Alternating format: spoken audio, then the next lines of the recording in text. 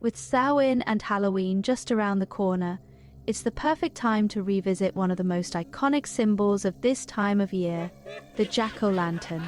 But did you know that behind its glowing grin lies a cautionary tale as old as time? Today, we're going to explore the legend of Stingy Jack, uncover the origins of the jack-o'-lantern, and discover why this eerie tale is still relevant in modern witchcraft. One of the first mentions of a pumpkin head comes from The Legend of Sleepy Hollow, published way back in 1820. It was a headless horseman. The story's infamous headless horseman is often depicted carrying a pumpkin or using it as a substitute for his missing head. This imagery has become iconic in various adaptations and illustrations of the tale. You seek the warrior bathed in blood, the headless horseman. Another mention of Jack in popular culture was in 1835, when writer Nathaniel Hawthorne referenced one in his short story, The Great Carbuncle. Hide it under thy cloak, say'st thou. Why, it will gleam through the holes, and make thee look like a jack-o'-lantern. And then again in 1852 in Feathertop, the story of the witch called Mother Rigby, who used a pumpkin as a head for her scarecrow. As for its legs, the right was a hoe handle, and the left an undistinguished and miscellaneous stick from the woodpile. Its lungs, stomach, and other affairs of that kind were nothing better than a meal bag stuffed with straw. Thus, we have made out the skeleton and entire corporosity of the scarecrow, with the exception of its head. And this was admirably supplied by a somewhat withered and shriveled pumpkin, in which Mother Rigby cut 2 holes for the eyes and a slit for the mouth, leaving a bluish-coloured knob in the middle to pass for a nose. It was really quite a respectable face. So when did this all begin? Our story begins in Old Ireland with a man known as Stingy Jack. As you might guess from his nickname, Jack was not a generous soul. He was a cunning trickster, known for his deceitful ways and love of strong drink. One fateful night, Jack encountered the devil himself at a pub, as you do.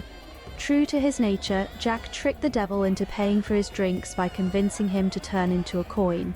However, instead of spending the coin, Jack slipped it into his pocket next to a silver cross, trapping the devil and preventing him from changing back. Jack eventually freed the devil, but only after securing a promise that the devil would not take his soul when he died. Years later, when Jack finally passed away, his soul was denied entry into both heaven and hell.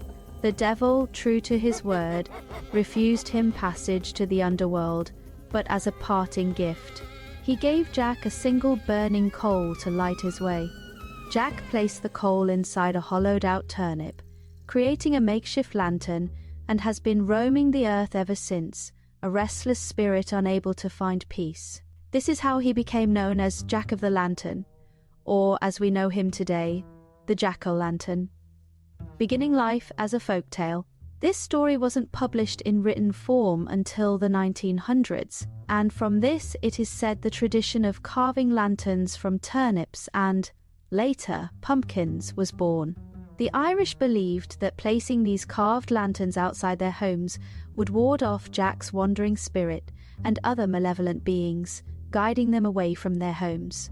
The National Museum of Ireland, Country Life in County Mayo, houses a fascinating artefact, a plaster cast of a carved turnip lantern. This turnip, known as a ghost turnip, was donated in 1943 by a schoolteacher from Fintown, County Donegal. It represents the traditional practice in Ireland of carving turnips into lanterns to frighten people. But did you know that long before the Irish tradition began, the Maori people have a rich tradition of carving gourds, known as hue. These intricately decorated gourds were used in various aspects of daily life, including as containers and musical instruments. One of their most fascinating uses was as lanterns. By hollowing out the gourds and carving intricate patterns into their surfaces, the Maori created beautiful functional lanterns that illuminated their homes and gatherings long before the Irish tradition of the jack-o'-lantern emerged. When Irish immigrants brought this tradition to America, they found that pumpkins, larger and easier to carve, made the perfect vessels for their lanterns. And so the jack-o'-lantern as we know it today became a symbol of Halloween and Samhain, with its flickering light both a beacon and a warning. There are similarities between the jack-o'-lanterns of Halloween and the lanterns used during Dia de los Muertos, or the Day of the Dead. Both traditions involve guiding souls. During Dia de los Muertos, families create altars known as ofrendas, adorned with photographs, food, and other offerings for their deceased loved ones. Lanterns, often made of paper or candles, are placed on these altars and along paths to guide the spirits back to the realm of the living. The flickering lights symbolize the warmth and love of the family, inviting the souls to join in the celebration. The jack-o'-lantern is a reminder of the consequences of our actions and the importance of honoring our promises. It's not just a decoration, it's a symbol of the thin line between the living and the spirit world, especially during this time of year when the veil is at its thinnest. So, what does this ancient tale have to do with modern witchcraft? Quite a lot, actually. The story of Stingy Jack is a powerful reminder of the energies we send out into the world and how they can come back to us, often in unexpected ways. Today, many witches use the jack-o'-lantern in their Samhain rituals not just as a protective charm, but also as a way to reflect on their own actions and intentions over the past year. The act of carving the pumpkin can be a meditative practice, where you channel your intentions into each cut, shaping the lantern into a symbol of both protection and self-awareness. Placing a jack-o'-lantern on your doorstep or altar during Samhain can also serve as a beacon, inviting in the spirits of loved ones while keeping harmful energies at bay, as well as telling trick-or-treaters that you're open for business. You can carve symbols or runes into your lantern to amplify its magical properties, whether for protection, guidance, or to honor the spirits of those who have passed.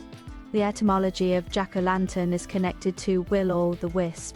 Both terms originally referred to the same phenomenon: mysterious lights seen at night over bogs, swamps, or marshes, which were believed to mislead travelers. Scientifically, the lights are thought to be caused by the combustion of gases like methane and phosphine, which are produced by organic decay. In various cultures, these lights are attributed to spirits, fairies, or other supernatural beings. Stingy Jack's tale is ultimately a cautionary one, a reminder that our deeds follow us, sometimes even beyond the grave. As we approach Samhain, take a moment to reflect on the past year. What promises have you made to yourself or others? What intentions have you set, and have you followed through on them? Let the light of the jack-o'-lantern guide you in your reflections, reminding you that every action has a consequence and every intention leaves a mark.